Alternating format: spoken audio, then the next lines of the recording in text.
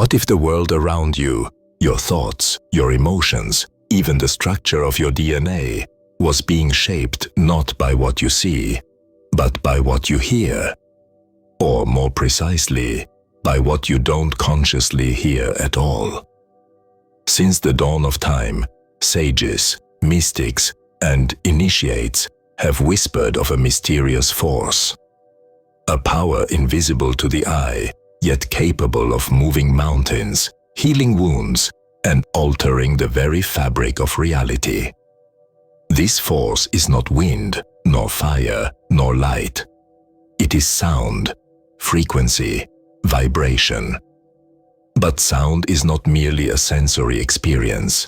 It is a cosmic architect. It constructs matter, dictates rhythm, and encodes consciousness. In ancient temples, resonant chambers were designed to awaken the soul. In forgotten texts, sacred tones were said to open portals to divine realms. Today, we brush past it, unaware that every sound we absorb is shaping who we are becoming. In this video, we will journey through ancient wisdom and modern mystery to uncover the hidden power of sound frequencies. We'll explore how ancient civilizations used sound as a tool of creation and healing, why this knowledge was buried for centuries, and how it still pulses beneath the surface of our everyday lives. And finally, you will learn how to reclaim this power, to tune your mind, your body, and your soul to a frequency that transcends the ordinary. Prepare to hear what has been long forgotten. The sound that shapes the silence that shapes you. Long before modern science began measuring sound waves in hertz, the ancient world revered sound as sacred. Not as mere noise, but as a divine force, a carrier of consciousness. In nearly every ancient cosmology, creation began with a sound. In the Vedas, it is Nada Brahma. The world is sound. According to Hindu cosmology, the universe emerged from the primordial sound, Om, a vibration so pure, so fundamental, it gave birth to all form. Om was not just a chant, it was the original code of reality, the frequency that called matter into existence. In ancient Egypt, the god Thoth, master of wisdom and sacred knowledge, was said to speak creation into being through the utterance of divine words. His language was vibrational, and his voice held the resonance of truth itself. Temples such as the Temple of Hathor at Dendera were built with acoustic design in mind. Echo chambers that could channel frequencies during rituals, believed to heal and activate the subtle body. The Greeks inherited this wisdom through the teachings of Pythagoras, the mystical mathematician who famously stated, "There is geometry in the humming of the strings. There is music in the spacing of the spheres." He taught that sound was not random, but governed by divine proportion. He discovered that musical intervals followed mathematical ratios, and that these ratios not only created harmony in music, but harmony in the soul. To Pythagoras and his followers, the universe itself was a great symphony, the music of the spheres. Each planet sang its own tone as it moved through the heavens, and the soul of man could be tuned like an instrument to match this celestial music.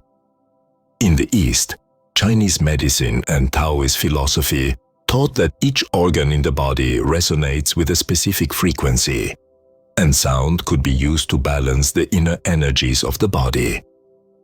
Tibetan monks developed overtone chanting, producing multiple frequencies with a single voice, an auditory reflection of multidimensional awareness. And yet, somewhere along the road of history, this knowledge faded. With the rise of materialism, sound became entertainment, a byproduct of speech, a utility. Its mystical roots were buried, dismissed as myth. But esoteric traditions never forgot. Hermeticism, alchemy, Kabbalah, each preserved fragments of this ancient truth. That sound is the bridge between spirit and matter. So why was this knowledge hidden? Because to understand sound is to understand creation itself. And creation, in the hands of the unconscious, becomes distraction. Those who sought control feared what might happen if the masses remembered the power of frequency. That every thought, every word, every tone we emit is a seed rippling through the unseen layers of existence. But now, the silence is breaking. So what is it about sound that holds such power? At its core, sound is vibration, organized movement through air, water, even matter itself.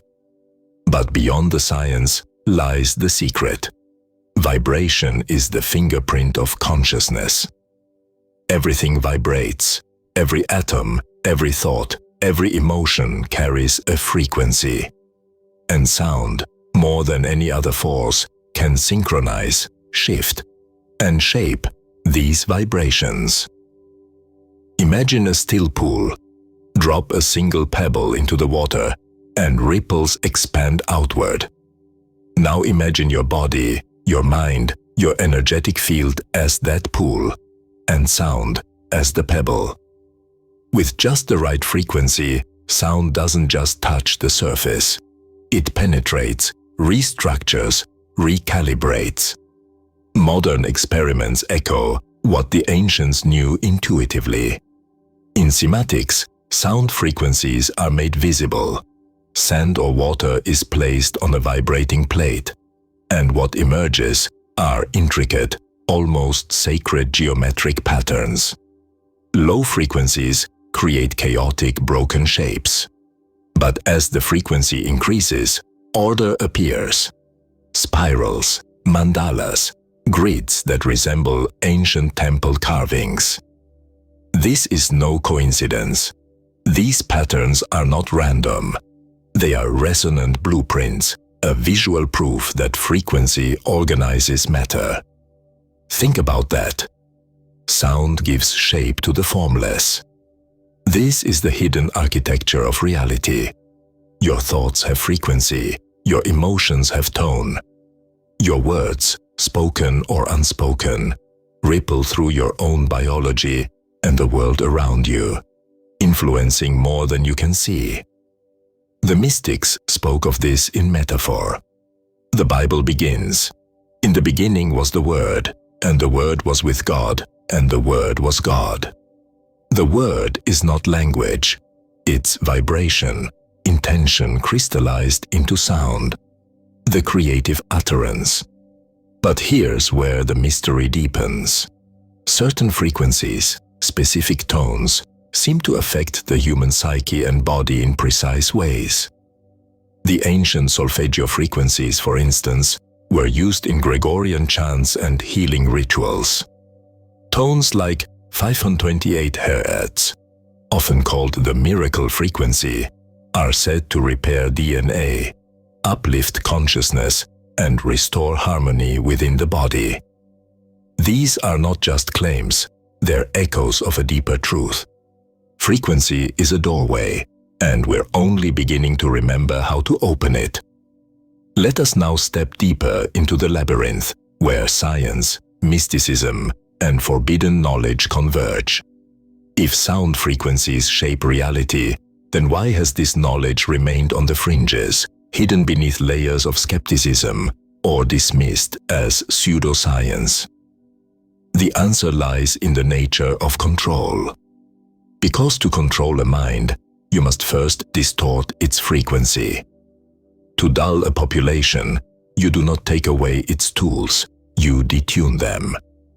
There are whispers, well documented but rarely discussed, about the standard tuning of music.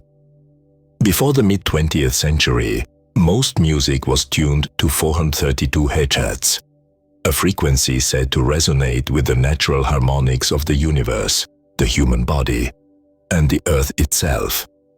But in 1953, a global shift occurred. Music was retuned to 440 Hz. a slightly higher frequency. Why? Some speculate it was done for standardization. Others believe it was something darker, a deliberate move to disconnect humanity from natural resonance, to agitate rather than soothe, to create discord within the subconscious mind. At 440 Hz, the body reacts subtly but constantly, on edge, out of sync. Nikola Tesla once said, "If you want to find the secrets of the universe, think in terms of energy, frequency, and vibration." He wasn't speaking metaphorically. Tesla understood that frequency was a key, a technology of consciousness. He experimented with devices that could produce vibrations powerful enough to shake entire buildings. But more intriguingly, he believed specific frequencies could enhance intuition, amplify thought, and even transmit energy wirelessly through space. Yet much of Tesla's work was buried, silenced. The ancients, on the other hand, encoded these truths into rituals, architecture, and oral traditions. The Great Pyramid of Giza, with its resonant chambers, is not just a tomb, it's a frequency chamber. The mantras of Eastern traditions are not mere chants, but vibrational formulas. Each syllable is designed to activate certain energy centers, or chakras, aligning the physical with the ethereal. But here is the paradox. While sound can awaken and align, it can also deceive and manipulate. Frequencies can heal, but they can also control. Every advertisement jingle, every dissonant hum in your environment, every word you speak or hear, we swim in a sea of vibration. And most of us have never been taught how to listen. So the question isn't whether sound shapes you. The question is, are you shaping your sound? Or is something else shaping you? Now that the veils have lifted and the deeper currents of sound reveal themselves, the question becomes, how can you wield this power consciously? You don't need a sacred temple or ancient relic to begin. The alchemy of frequency starts within. Here are simple yet potent practices to awaken your relationship with sound. 1. Return to 432 Hz. Seek out music tuned to this frequency. Close your eyes. Let it enter your body, not just through your ears, but through your skin, your breath, your bones. You may feel your heartbeat subtly align with it, your breath slow down, your thoughts soften. This is not just music, it is medicine. Make it part of your morning rituals or evening wind down. Even 10 minutes a day can retune your nervous system. 2. Use your voice as a tuning fork. Your voice carries your unique frequency signature. Chanting sacred syllables like Om, Ah, or Hu, even in a whisper, vibrates your inner chambers. Try this. Sit still, take a deep breath, and chant Om slowly, letting the vibration ripple through your chest. Feel the resonance shift your state. Ancient sages did this not for show, but because it opens subtle pathways within. 3. Practice sonic awareness. Throughout your day, become attuned to the sounds around you. The hum of the fridge, the buzz of street lights, the pitch of voices in conversation. Every sound leaves an imprint. Begin to ask, does this sound nourish me or drain me? Shift your environment slowly. Add wind chimes, nature sounds, or ambient tones in your space. Silence too is a frequency, and a powerful one. 4. Speak with frequency in mind. Your words carry vibration. Bless your food, your home, even your thoughts. Speak intention aloud. Language is a spell. We spell words because we are casting something. Speak as though your words sculpt reality, because they do. Say, I am aligned, and feel the frequency change.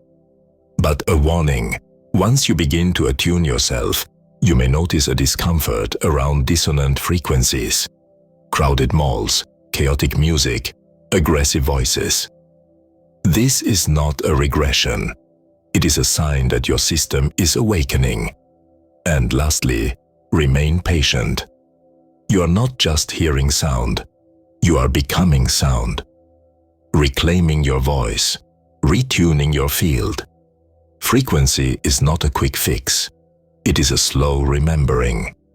In the beginning was the word, not as metaphor, as origin, as vibration. Sound is not a side effect of reality, it is its sculptor. A silent architect behind the visible, vibrating the blueprint of existence into form. Every thought you've ever had, every feeling that's moved through you, every shift in consciousness, it all bears the fingerprints of frequency.